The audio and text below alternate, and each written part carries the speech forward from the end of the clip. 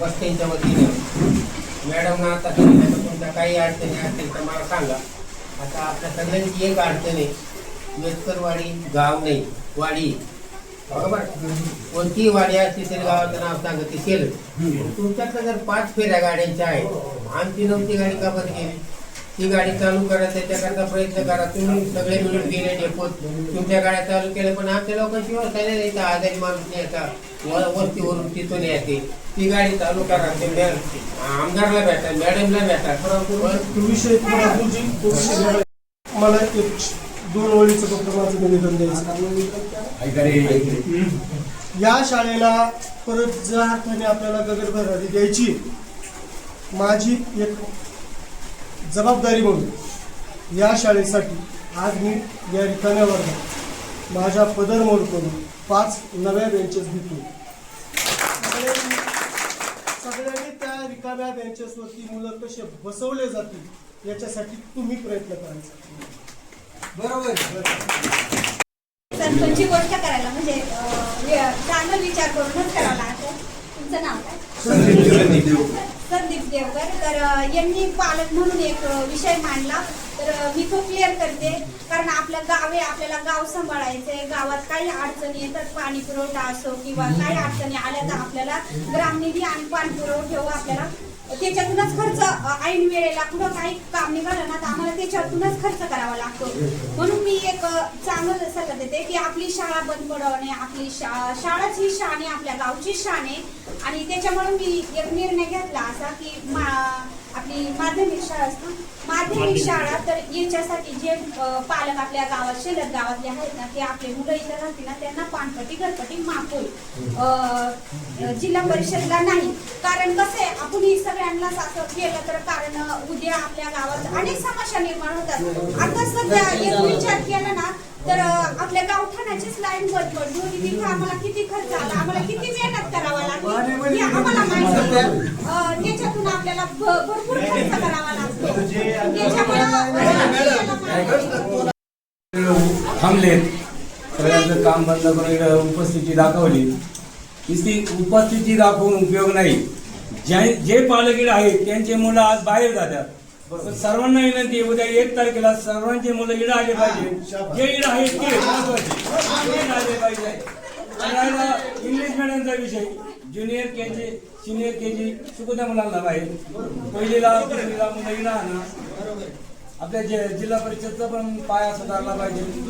Junior senior बाहेर होऊ द्या, तो पाय बाहेर होऊ द्या. पहिली दुसरीच्या मुलं इडं आणा. माध्यमिक जिल्हा परिषद पण सुधारण आणि माध्यमिक पण व्यवस्थित चालू. सर्वांना माझी विनंती आहे, जे पालक इडं आहेत त्यांचे मुलं आज बाहेर आहे, त्यांचे मुलं 1 तारखेला उद्या इडं आणा. बाकीचे मुलं आपण आणण्याचा प्रयत्न करणार. जे पालक त्यांची मुलं नाही त्यांचं काय करायचं? तो नंतर ग्रामपंचायत मध्ये ठराव घेतला जाईल. तो नंतर ठराव घेतला जाईल. हा, तिच्या ठराव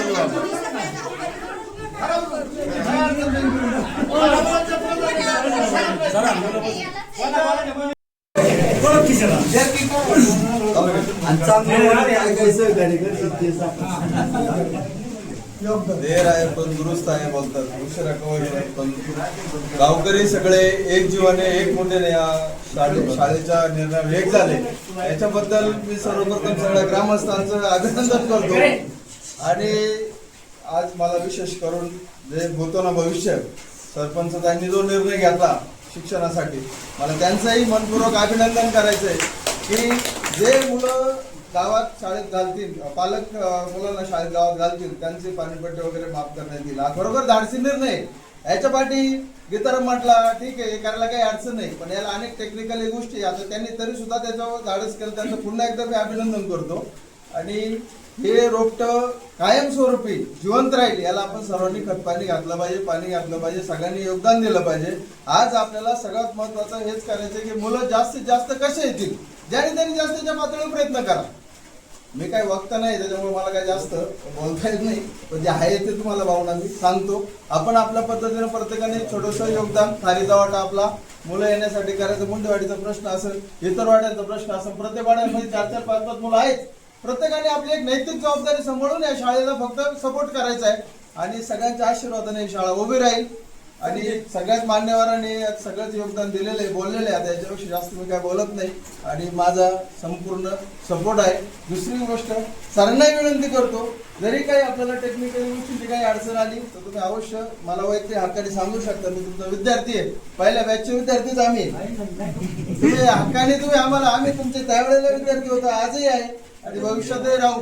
तुम्ही आम्हाला आदेश करू शकता, काही तुम्हाला कुठल्याही गोष्टीची अडचण वाटते तुम्ही आम्हाला नक्कीच कळवा.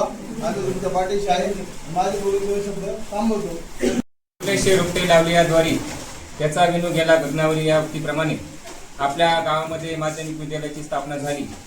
खऱ्या अर्थाने अनेक वर्षे हे माध्यमिक विद्यालय मोठ्या प्रमाणे या ठिकाणी चालू राहिलं, परंतु काही पटसंख्येच्या कारणामुळे कुठंतरी आपलं गावची ही शान, आपला गाव आपली शाळा ह्या प्रमाणे आपण ही शाळा, तिचं वटवृक्ष जे मोठं झाले ते खऱ्या अर्थाने टिकून ठेवण्याची जबाबदारी आपल्या सर्वांची आहे.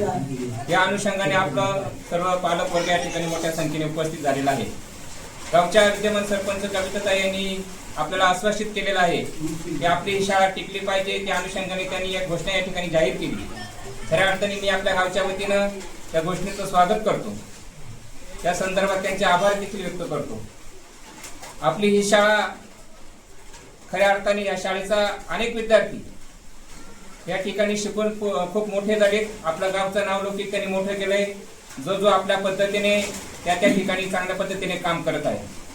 हे सर्व घडतंय कशामुळं? तर शाळेमुळं. लोक अनेक म्हणतात की शिक्षणाला वाघिणीचं दूध म्हणतायत. खरोखर आहे. ज्याच्याकडे शिक्षण असेल तोच खऱ्या अर्थाने, जरी उद्या शेती करण्याची जरी गरज निर्माण झाली तरी शेतीला सुद्धा शिक्षणाची जोड असणं आवश्यक आहे. आणि म्हणून आज आपण सर्वांनी निर्णय घेतला की बंद पडणारी शाळा पुन्हा जोमाने चालू झाली पाहिजे. आणि आपल्या शाळेचे मुख्याध्यापक कानोडे सर यांनी आश्वासित केलेलं आहे की मी माझा शेवटचा श्वास आहे तोपर्यंत या शाळेकडे लक्ष देईल. खऱ्या अर्थाने त्यांच्या निर्णयाचं आपण सर्वांनी स्वागत करूया. आपण गावातील वार्ड क्रमांक 1च्या लोकांनी सर्व मुलांना या ठिकाणी पायंडा खऱ्या अर्थाने चालू केला पाहिजे की जी मुलं बाहेर जात आहेत त्यांनी उद्यापासून 1 तारखेपासून सर्व मुलांना इथं आणलं पाहिजे. आज आपण संध्याकाळी वाड्यावस्त्यांना खऱ्या अर्थाने प्रत्येकाने फोन न करता पुढे आलं पाहिजे की आपली ही गावची शाळा टिकवण्यासाठी आपण प्रत्येकाने आपल्या सिंहाचा वाटा, खारीचा वाटा उचलला पाहिजे. आणि त्या अनुषंगाने संध्याकाळी आपण सर्वांनी बरोबर ज्या ठिकाणी मुलं आहेत त्या ठिकाणी त्या पालकांची प्रत्यक्ष भेट घेतली पाहिजे. आणि ते प्रयत्न आपण आज संध्याकाळपासून करणार आहोत. आजच आपण प्रत्येक वाडी वस्तीला भेट देऊया आणि जास्तीत जास्त मुलं 1 तारखेपासून म्हणजे उद्यापासून या शाळेत कशी येतील यासाठी आपणच प्रयत्न केले पाहिजेत. कारण हे कोरमरलेले वृक्ष पुन्हा आपल्याला नव्याने उभं करायचं आहे. आणि याचा उद्देशच असा आहे की भविष्याचा जर विचार केला, आज जर ही शिक्षण संस्था शाळा जर आपली बंद पडली तर आपल्याला पुढच्या अनेक पिढ्या ह्या पालकांना माफ करणार नाही, कार्यकर्त्यांना माफ करणार नाही. म्हणून आपण प्रत्येकाने बाकीच्या कामाला थोडंसं बाजूला ठेवून आपली शिक्षण व्यवस्था शाळा टिकवण्यासाठी प्रयत्न करावेत असं आव्हान या ठिकाणी करतो आणि थांबतो.